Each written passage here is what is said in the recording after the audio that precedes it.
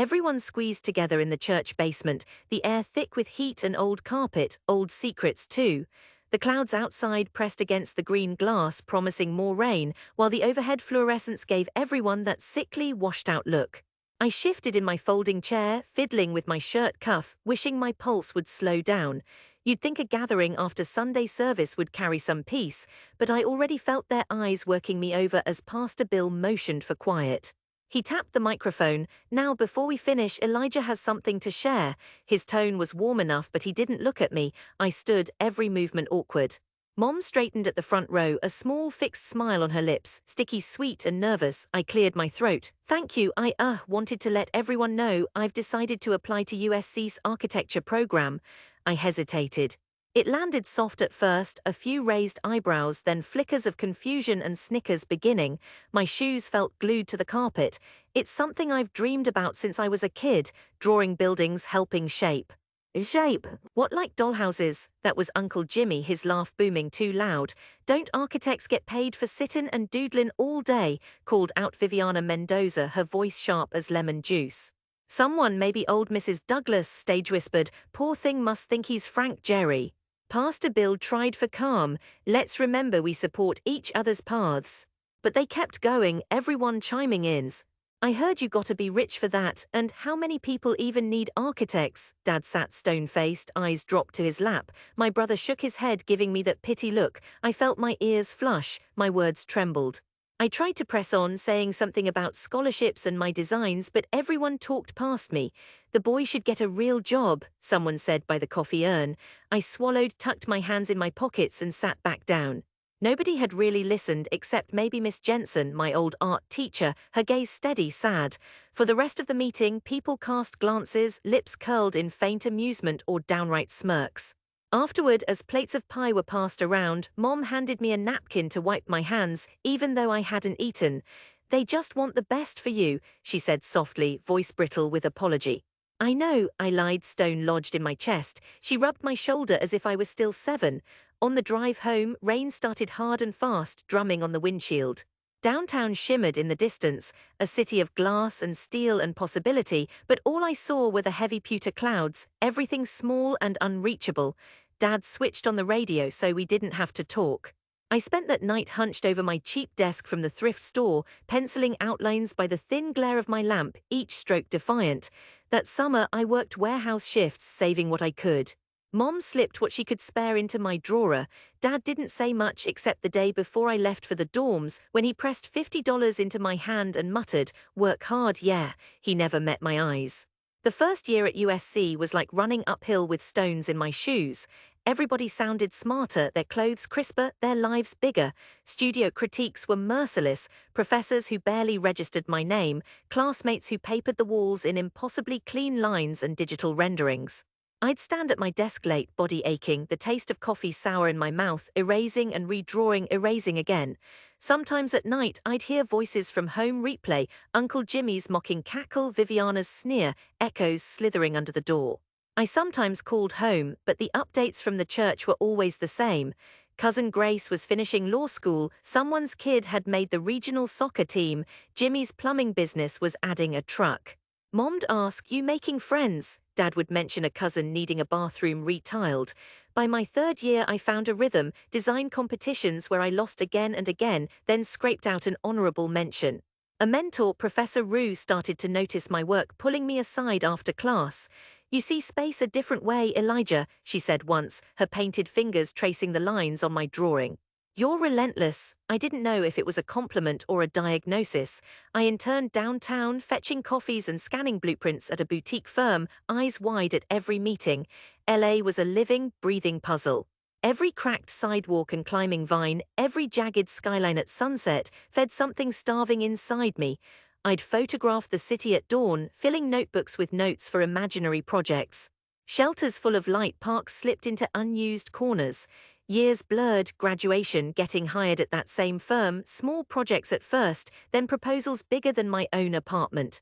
Still at home, people asked if I was still in school. Family group texts buzzed with news of births, promotions, garden parties. I rarely replied, caught between 2 versions of myself. Then came the call. A nonprofit wanted a mixed-use community center in South LA, rec center, daycare, job training all woven together. My firm was bidding, but I was supposed to play support. Something caught desperation, maybe pride. I worked all night sketching a plan melding agency feedback, memory, and the shape of the church basement where I'd once felt so small. I built models from cereal boxes, overlaying designs with layers, glass, green spaces, a rooftop farm. I poured my memories, cramped rooms, laughter, loneliness, into every detail. Presentation day, my bosses planned to lead, but at the last minute Professor Rue, now a consultant on the project, nudged me forward. "You know this better than anyone," she whispered. I stood, hands trembling, in a room full of hardened executives and community leaders. Halfway through, I forgot to be afraid. I spoke of sunlight and gathering spaces, of the dignity and logistics of care. I asked them, quiet, firm, if they remembered what it was like to want a place where you mattered. In their silence, I found for the first time my own. We won the bid. Construction was grueling, city regulations, neighbors upset about parking, costs creaking at every seam. I stood on site for months in a yellow vest, boots covered in dust, mediating between contractors, volunteers, hopeful kids peeking through the fence. Sometimes, in the quiet after the crews packed up, I'd walk the half-built halls, fingertips trailing the cement, the ache of wanting, old and deep, pressed against my ribs. 3 years later, the project was complete. They wanted a grand opening, media, ribbons, speeches and all. As the date approached, dread crept in. My family, the church, the old neighbors had all been sent invitations. The homing instinct in me shrank, sure that absence was safer than being seen. Despite myself, I went home the night before for the first time in years. Mom's apartment looked smaller, busier, a new TV, fridge, magnets from birthdays I'd missed. Dad was quieter, grayer, hands rough as ever. Over casserole and green beans, they peppered me with questions. "Will it be on the news?" Mom asked. I nodded, unsure if that was good or bad. "They put your name on there." Dad's eyes darted away. When I nodded again, he just grunted.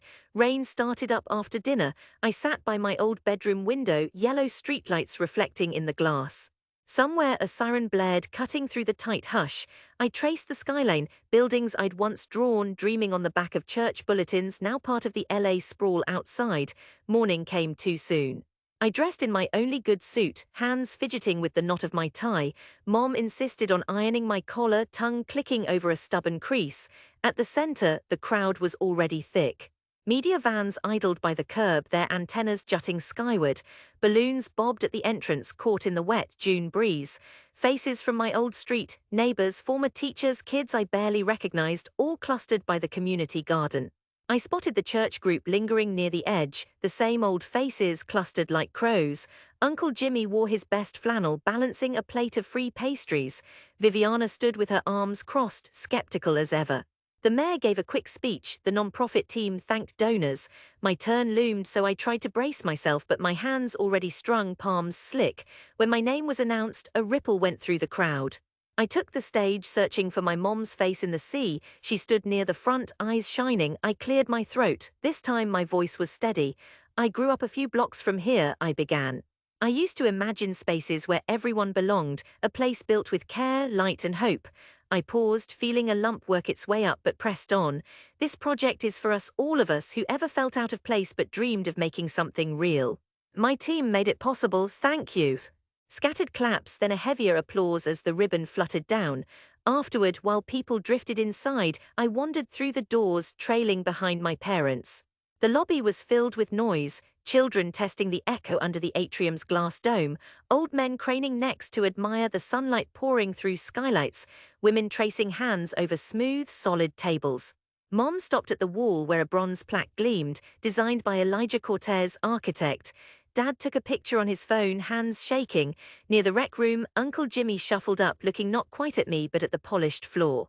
"Big place," he muttered. "Never thought you'd pull it off." He tried for a laugh, but something caught in his throat. Embarrassment, apology, maybe pride, all twisted up. Viviana peeked in, scanning the gym, the daycare, the meeting rooms. "It's nice," she admitted, softer than I'd ever heard her. Someone tapped my shoulder. Mrs. Douglas, stooped but sharp as ever. "You did good, Elijah," she whispered, squeezing my hand. People took tour of the rooftop farm, examining peppers growing in neat rows, the carved walking paths fringed with native flowers. Kids played in the shade of the reading nook, light filtering down in spinning patchwork. Old friends from school nudged each other, pointing me out, their voices hedged with awe. As the afternoon waned, the sound of laughter and voices rose up, threading between the walls. I skirted outside, leaning against a column, breath catching in the warm rush of pride and disbelief. Dad wandered out, hands deep in his pockets. He surveyed the courtyard, the smooth curve of the walls opening into the distant city. "You built this, huh?" I nodded, yes. He looked at me, eyes softening for just a heartbeat. Guess all that drawing paid off. No big speech, but he clapped his hand against my shoulder, gripping tight. Mom joined us, eyes shining, hand wrapping around mine. In that cluster of voices and light, the sting of that old church basement fell away, not forgotten but quieter now. For a moment, I watched the crowd through the sunlit glass, pastors, neighbors, family, even the doubters, mingling, exploring, moving with unguarded delight in this space I'd once only dared to sketch in pencil. The city breathed past the garden fence, endless and alive. I realized then that coming home was what I'd always built toward, a fragile, fraught, impossible place where I could stand, unashamed, in the shape of my own becoming.